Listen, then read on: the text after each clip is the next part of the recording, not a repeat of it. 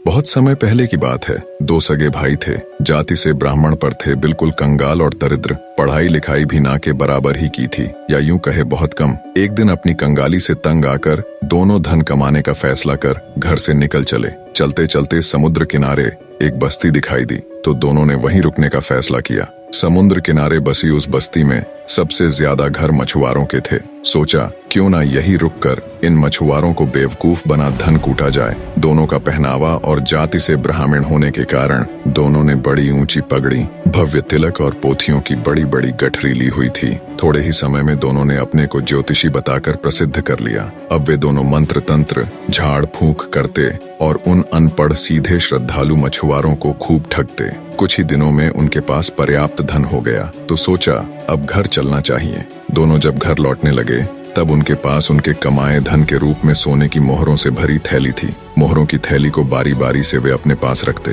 परंतु जिसके पास थैली रहती उसी के मन में विचार आता, मैं यदि अपने भाई को मार डालूं तो पूरा धन मेरा हो जाए। दोनों सगे भाई थे, दोनों में गाढ़ा प्रेम था, इसलिए दोनों में से किसी ने भी अपने पापपूर्ण विचार को कार्य रूप नहीं दिया। घर के समीप पहुंचकर जिसके पास थैली नहीं थी उसने दूसरे से कहा, भाई क्षमा करना, जब जब यह थैली मेरे पास आई तब तब मेरे मन में तुम्हें मार देने की इच्छा हुई, इसलिए यह धन तुम ही रखो। दूसरे भाई ने कहा, मेरी भी यही दशा है, थैली मेरे पास है, इसलिए इस समय भी मेरे मन में यही विचार उठ रहे थे, हम दोनों ही भ्रातृत्व का नाश करने वाले इस धन का त्याग कर दें, यही उत्तम होगा। घर के समीप ही एक गड्ढा था जिसमें घर का कूड़ा कचरा डाला जाता था। दोनों ने वह थैली उसमें फेंक दी। यह भी चिंता नहीं की कि उसे ढक दिया जाए। दोनों उसे फेंक कर घर चले गए। थोड़ी देर में जब उनकी बहन फल तथा शाक के छिलके उस गड्ढे में डालने आई तो देखा गड्ढे में सोने की मोहरों से भरी हुई थैली लुढ़की पड़ी है। कुछ मोहरें थैली के बाहर भी बिखरी हुई थीं। तुरंत उस नारी ने उस धन को उठाकर वस्त्रों में छिपाना आरंभ किया,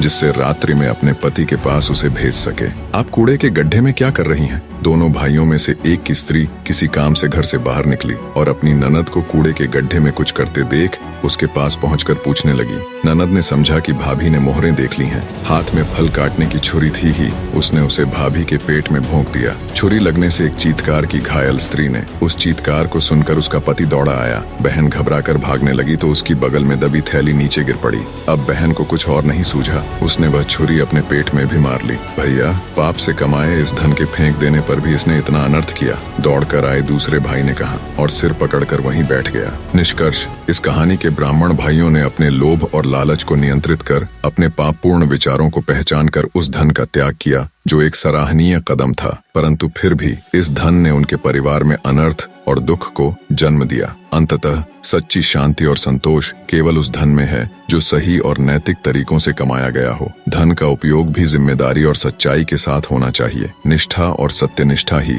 हमें स्थायी शांति और सुख प्रदान कर सकती है। किसी भी प्रकार के पापपूर्ण विचारों और कर्मों से हमें सदा बचना चाहिए, क्योंकि वे अंततः विनाश और दुख ही लाते हैं।